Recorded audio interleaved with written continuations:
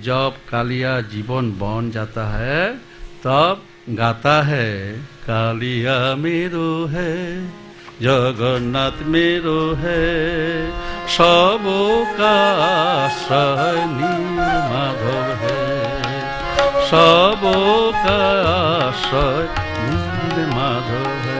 तब तो श्रोता आपको अनुभव होगा कि संसार का यह रूप जो हम आप देखते हैं, जिससे व्यवहार करते हैं, जिसके संबंध में हमारी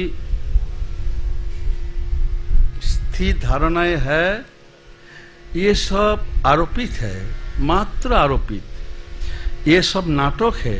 श्रोता आज गुरु पूर्णिमा में अलौकिक आनंद का अनुभव करो। प्रेम रस लोलुप भ्रमर बन जाओ श्रोता। प्रेम परतंत्र भ्रमर चाहे कहीं भी रहने के लिए क्यों ना चला जाए।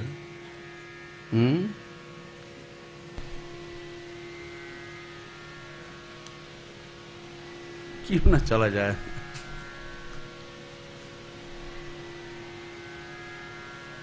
किंतु वह भी वो हृदय से कमल को ही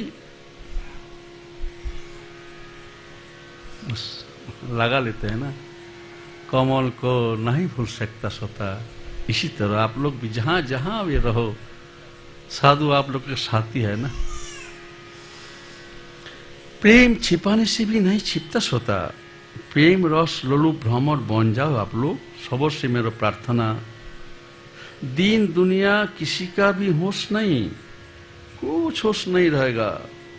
श्री गुरु पूनम में और एक सुंदर अनुभूति, चाहे लौकिक गुरु हो या फिर सदगुरु हो, सब लोग जैसे आज जगत गुरु के चरणों में निवेदित है। श्रोता श्रोता श्रोता, आपने मधुमक्खी का छत्ता तो देखा ही होगा, शायद आपके घर में आज भी है। तो अगली बार जब आओगी ना, मधु लेकर आओगी, उसमें भिन्न भिन्न रंग स्वरूप प्रकृति के फूलों का रस एकत्रित होकर मधु एकत्र रूप को प्राप्त होता है। फिर आप उस मधु से फूलों को नहीं कैसे, ये बेली फूल है या कामिनी फूल है या नींबू फूल है,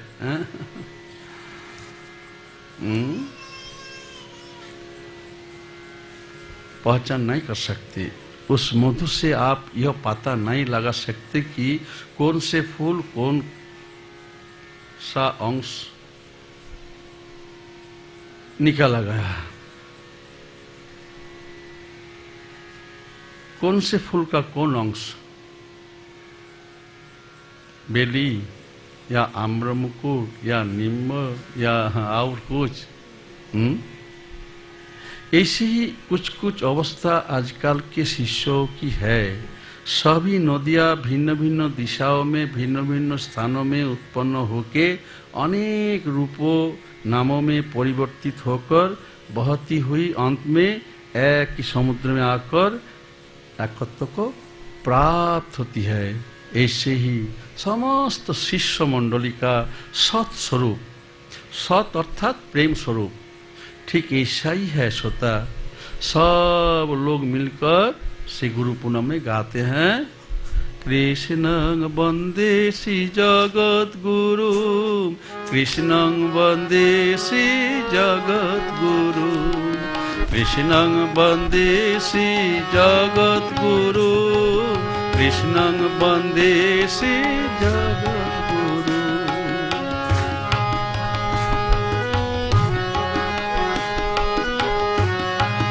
क्या बजाती हो?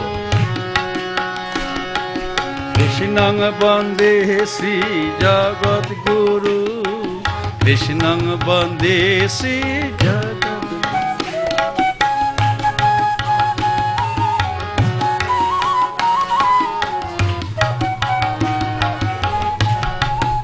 आनंद भैरव लगाता हूं ना, आनंद भैरव। श्रोता आप एक मन से सुनिए। आपको एक बट वृक्ष का एक बीज दिया गया, बीज देकर कहा गया कि उसको तोड़ दो, बीज तोड़ भी दिया गया। टूटने पर आपने क्या देखा? जिस सूक्ष्म तत्व से बट वृक्ष अंकुरित होकर विशाल रूप को धारण करता है, वह सूक्ष्म तत्व शक्ति को आपकी देह दृष्टि पकड़ नहीं पाती। उसी सूक्ष्मतम महाशक्ति से विशाल 14 भुवन और ब्रह्मांड बने हैं। श्रोता, अभी भी आम है, ग्रीष्म ऋतु में आम और अनानास खाने का समय है। छिलका, गुठली और रस, ये सब तो आपको बड़ी आसानी से मिल जाएगा, लेकिन उसमें निहित सूक्ष्म शक्ति तो श्री गुरु पूर्णिमा में महादान के रूप में आपको मिलेगी। आप सब अपने घर में जाए तो एक कटोरी में थोड़ा सा नमक घोलकर उसमें से नमक को ढूंढना लगो, तो क्या ढूंढ पाओगे? आप लोग बनाते ना शरबत तो शर्करा को अलग कर पाओगे? अगर पानी को सुखा देगा तब भी नहीं। आप कहेंगे कि नमक तो दिखाई नहीं पड़ता, लेकिन पानी में नमक का अस्तित्व तो है ना, है? इसीलिए श्रोता, मीडिया के भगवान से एक प्रश्न, मीडिया के भगवान से प्रश्न, और भगवती लोग जो है,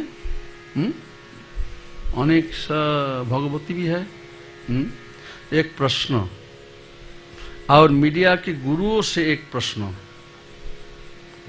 कोई भगवान या भगवती या गुरुजी गुरु पूनम में अपनी माता,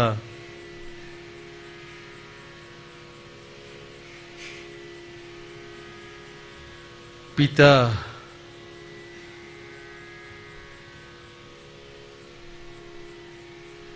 आप लोग भी काल नए ताज प्रणाम किए हैं? आप लोगों में कौन है जो अपने पिता और अपनी माँ को प्रणाम किया? कोई है? एक भी कोई है? हाथ उठाओ ना।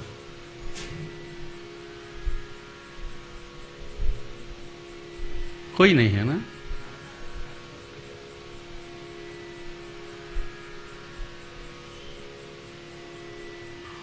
श्रोता, जिन्होंने जगत गुरु नाम से पुकारा, इससे कोई भक्त है? कोई वक्ता है? मीरा की कोई वक्ता है?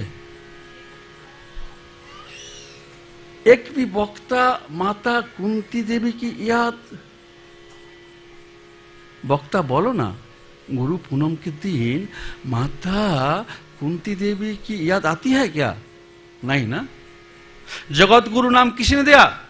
वक्ता लोग बोलो, बड़े बड़े वक्ता लोग सब डॉक्टरेट डिग्री लिए हुए हैं। जगत गुरु नाम किसने दिया जानते हो? व्यासदेव तो लिखा, कृष्णम वंदे जगत गुरु, परिचय देकर लिखा। व्यासदेव महाभारत लिखे क्यों जानते हो वक्ता लोग? अपना ही वंश का सुनाम लिखा, अपना ही वंश का परिचय दे दिया। इसीलिए नारद जी ने कहा, क्या किया तुमने? पूरा आत्मीय वंश सबको लिख दिया तुम, इससे कुछ काम नहीं होगा। लिखना है तो गोविंद नाम लिखो। नारद जी डांट दिया, व्यासदेव चुप हो गया, व्यासदेव जी चुप बन गए। अपनी बहुरानी से सीखा, कृष्णम वंदे जगत गुरु, परिचय दे दिया, वसुदेवं सुतम देवम। और क्या क्या क्या क्या परिचय?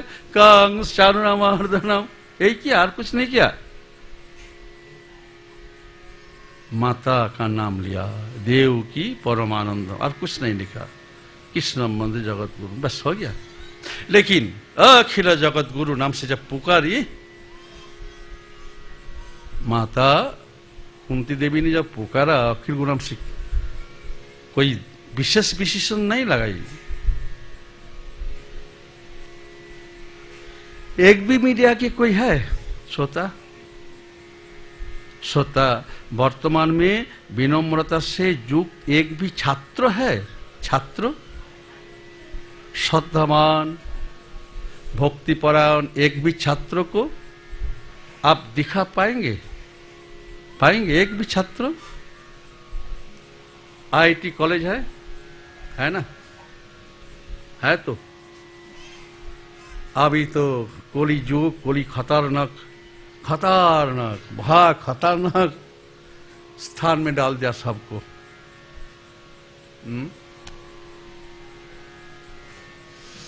मोबाइल मोबाइल मोबाइल जो सबको नष्ट भ्रष्ट कर रहे हैं, सबको नष्ट भ्रष्ट कर रहे हैं। मैं तो बोलते हुए थक गया, हे माता पिता, आप लोग अपने बच्चा को मोबाइल मत दिया करो अप टू 20 इयर्स एज तक, नहीं तो नष्ट भ्रष्ट हो जाएगा। अगर किसी एक छात्र के पास मोबाइल है तो सोचो नष्ट भ्रष्ट हो गया, कुछ होगा नहीं, उससे कुछ होगा नहीं, होने वाला नहीं है। हो सकता है विद्वान हो सकता है, इंजीनियर बन सकता है, डॉक्टर बन सकता है, मानवत्व का अभाव रहेगा। आप लोग छात्रों के हाथ में, बच्चा के हाथ में मोबाइल दे देते हैं, खेलने का स्वरूप, खेलते रहो।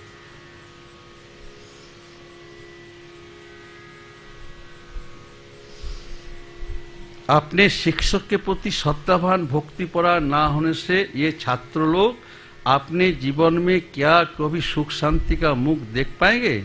नहीं, नहीं, बिल्कुल नहीं। इसीलिए श्री गुरु पूनम हर बार घोषणा करती है, हे जीव, तुम क्यों गुरुदेव को पापताफारी, चालक, परिचालक, सुख संपत्ति प्रापक सोचकर बोलते हो? मोह मद नाशकारी, चिंता हरणकारी, चित्त हरणकारी बोलकर सोचते हो? भव सागर पार करो ये कहकर क्यों पुकारते हो? अपने सुख की इच्छा से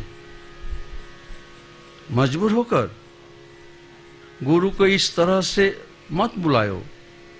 अपने जीवन पथ पर गुरु नाम को अपनी इच्छा अनुसार प्रयोग मत करो। तुम तो स्वयं ही द्युतिमान हो, विद्यवान हो, धीरवान हो। तुम्हारे गुरुदेव तुमको उच्च स्थान देना चाहते हैं, तुम लेव क्यों नहीं? लेव क्यों नहीं रहे? लो लो लो। सुनो सुनो श्रोता, श्रोता, संसार ने तुम्हारा स्वरूप हर कर लिया है। संसार ने तुम्हारे स्वरूप को हर कर लिया है। हे जीव, अति गोपनीयता के साथ तुम गाओगे। एक बार पाँच छोड़ लो, बहुत देर तक बैठे हैं। आज शाम में तो 5, 6, 7 घंटा तक बैठना पड़ेगा।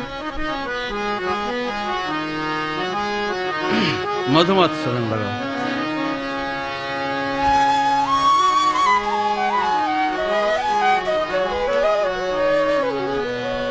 ओ गुरु पुना, ओ गुरु पुना, श्री गुरु पुना, गुरु गुरु पुना, ओ गुरु पुना, गुरु पुना, गुरु पुना,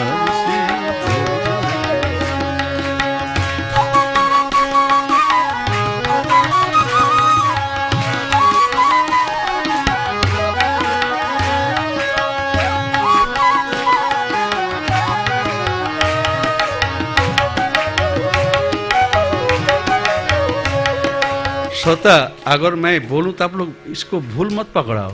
बाबा अभी तो दिवा काल में चांदनी कहाँ है, तो दिखाई नहीं पड़ रही है, इसलिए मुझे कहना पड़ता है। फेल रही सर्वत्र, फेल रही सर्वत्र, प्रेम की सुषमा, प्रेम की सुषमा, गुरु पूनम ओ गुरु पूनम ओ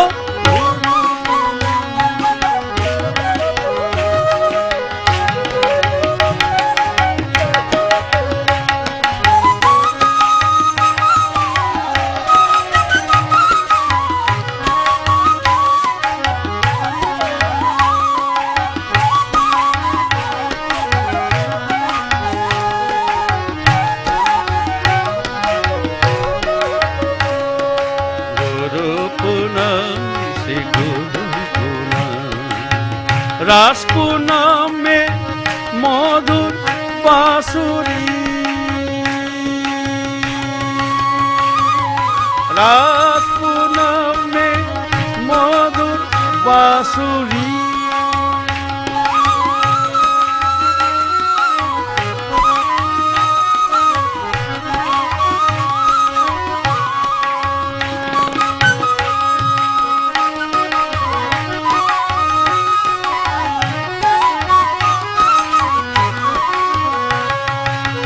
रास पूनम में मधुर बंसी,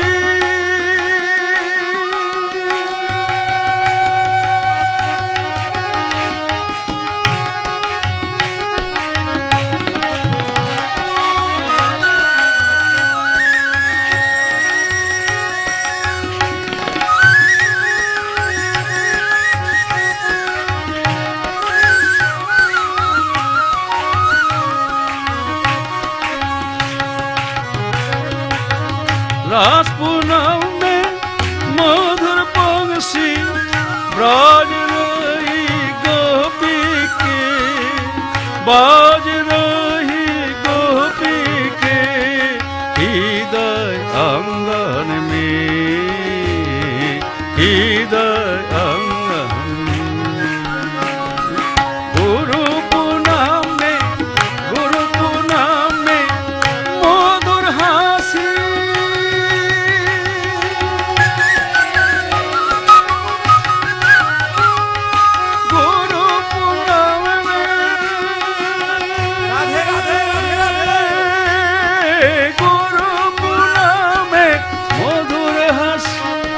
मधुर हंसी चिरकाल तक चिर मधुरता में, चिरकाल चिर मधुरता में।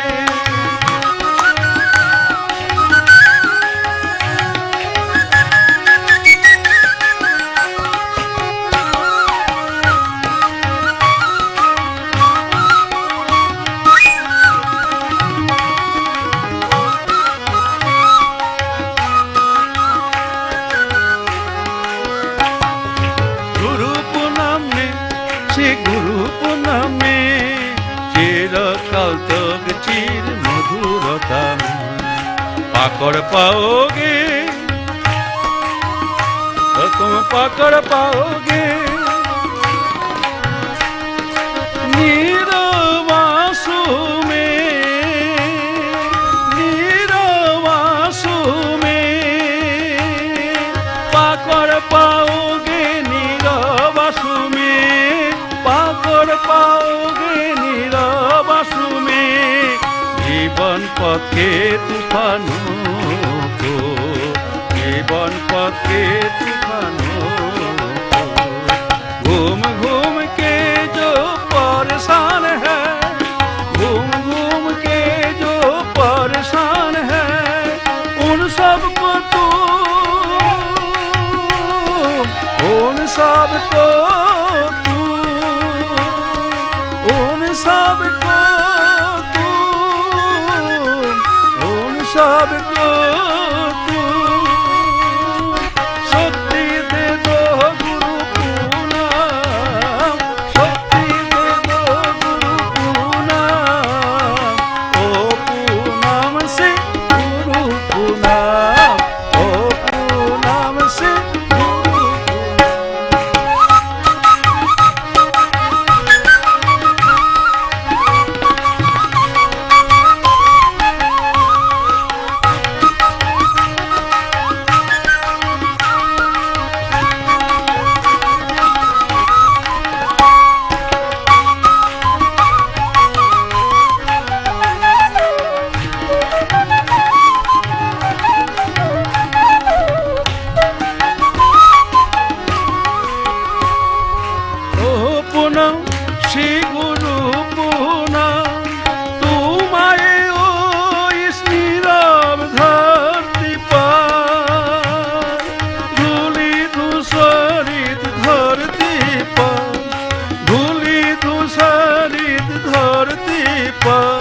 अब अपने को करो प्रकार, अब अपने को करो प्रकार।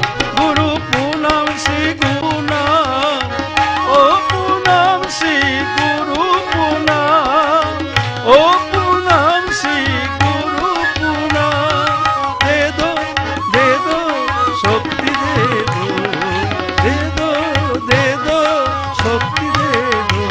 मैं गा पाऊंगा राधा राधा राधा राधा राधा राधा राधा राधा राधा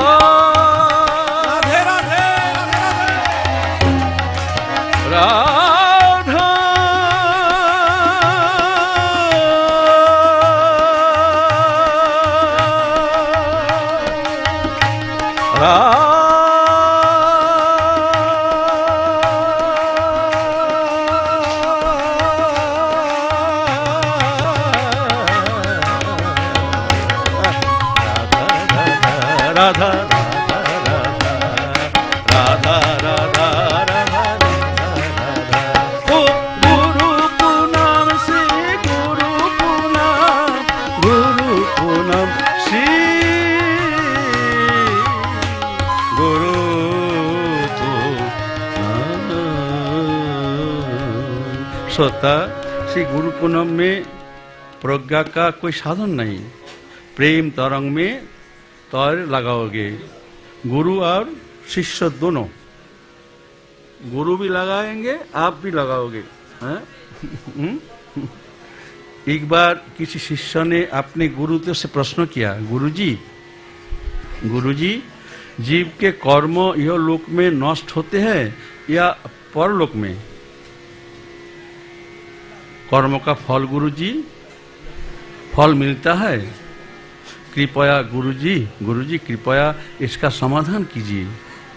गुरुजी ने कहा, बॉस, क्या तुम प्रत्येक दिन प्रातः प्रसारित वृद्ध साधु बाबा के प्रवचनों को सोनार बांग्ला चैनल में सुनते हो या ना? सुनते हो ना? नहीं नहीं नहीं नहीं नहीं नहीं, कभी नहीं।